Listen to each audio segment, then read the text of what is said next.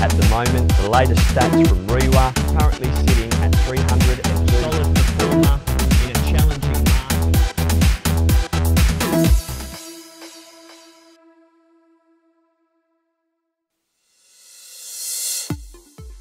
Hi, Michaelkeil here. Today I'm with my in-house economist Ryan Bridie and we're going to look at the RBA and interest rates. Ryan, looking forward to this presentation, and can you tell us about these two areas?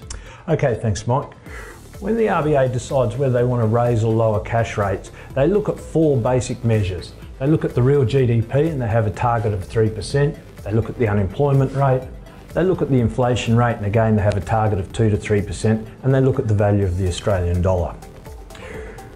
Briefly, I just want to touch on real GDP because it's very important to note that the major component of real GDP is consumption at 50 to 60%, followed by business investment with 10%, government expenditure 25%, and net exports at 5%. What we have is a very strong relationship between real GDP and employment. As economic growth occurs and GDP rises, unemployment falls, and vice versa. Next, we want to look at the Phillips curve. And the Phillips curve shows the inverse relationship between unemployment and inflation. And it's probably easiest if we just go straight to the curve. As we see, as unemployment decreases, inflation increases. The reason for this is as unemployment falls, firms have to compete harder for workers through higher wages. These higher costs of production are then passed on to the consumer through higher prices, which leads to the increased inflation. And with the Phillips curve there, Ryan, we saw a great example of this with the boom in WA because there was a shortage of workers, wages went up, and with wages going up, everything went up and property prices boomed in WA. And Perth became the most expensive capital city in Australia to live. Yep.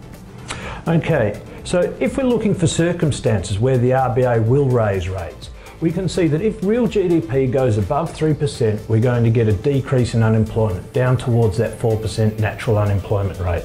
This will increase real wages, increasing the cost of production, forcing inflation above the 3% target, and forcing the RBA to raise interest rates. So Ryan, looking at these statistics, where are we currently situated? Okay, so on the ABS data at the moment, we can see that real GDP is at 2.8%, unemployment at 5.4%, inflation at 2.1%, and the value of the Australian dollar is approximately 73 US cents. However, it's really important to note that the RBA is forecasting for inflation to fall to 1.75% by the end of the year. So this is a great example of still no real wages growth. Okay. So, real wages. It's really important to Australia because we haven't seen real wages growth for about the last 10 years. And this is one of the major reasons for our sustained low inflation.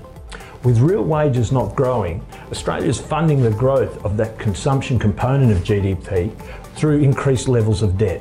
Now Ryan, what would happen if the interest rates were to go up? The RBA did that. Okay, if they raised them in the current economic climate, we go back to the beginning of GDP.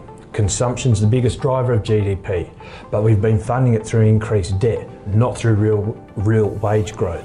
So if we increase interest rates, we're creating higher repayments on large debt, which leaves people with less money for consumption. Less money for consumption reduces GDP, increases unemployment, reducing real wages growth, leading to two problems. It enhances the problem on how people are going to fund consumption growth without going further into debt, and it also causes decreasing inflation.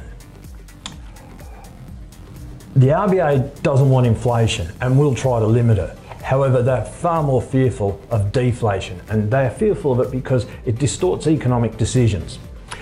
For example, if you're a business and you're going to invest or buy new capital, and you know that in a year's time it's going to be cheaper and with better technology, you'll put off making that investment, and this has repercussions for the economy.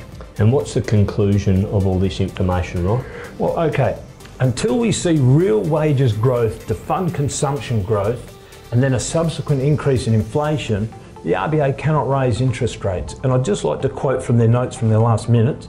The high level of household debt also remains a key consideration for household consumption.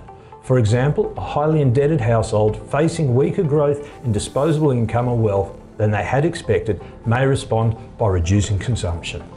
Okay, good conclusion. Just to finish off, why is the RBA saying recently that interest rates are going higher, and then you've got somebody like Bill Evans, highly respected economist with Westpac, saying the rates are on hold for the next 3 years with the RBA? Okay, my take on this is the RBA doesn't want people to think there's this sustained low interest rates because they'll go further into debt.